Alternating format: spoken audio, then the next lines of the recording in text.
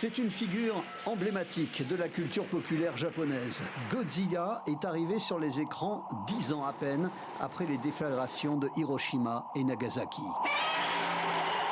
Ce grand monstre marin, réveillé et irradié par des essais nucléaires, a lancé le Kaiju Aiga, le cinéma des monstres.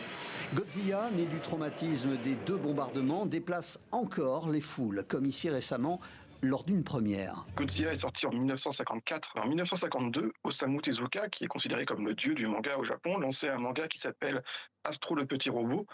C'est un petit robot qui fonctionne à l'énergie atomique et il y avait déjà cette volonté de rappeler au peuple japonais que si l'énergie nucléaire est quelque chose d'extrêmement destructeur, c'était aussi quelque chose dont le pays allait avoir besoin pour sa reconstruction.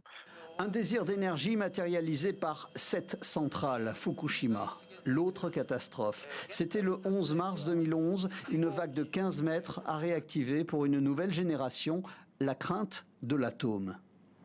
Kazuto Tatsuta a signé un manga qui raconte en détail le quotidien d'un employé de la centrale de Fukushima.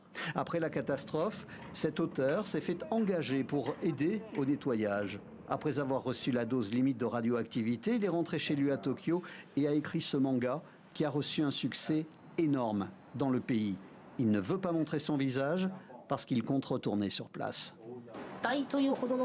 Je ne prétends pas détenir la vérité absolue, mais je ne pense pas faire de mal en racontant ce que j'ai vu de mes propres yeux. Dans ce temple du manga à Tokyo, tout un rayon est consacré à Fukushima.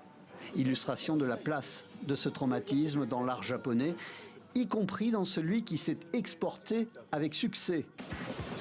Comme Akira, dans un Tokyo dévasté par la Troisième Guerre mondiale, un jeune homme au pouvoir psychique illimité s'en prend à la hiérarchie militaire.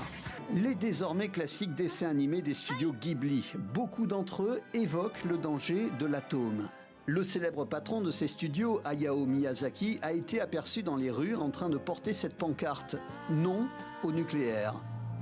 Takashi Murakami, star de l'art contemporain japonais, en 2012 a réalisé cette fresque. Ces personnages de la mythologie bouddhiste consolent les humains. Certains rient pour surmonter les effets et le souvenir de la catastrophe.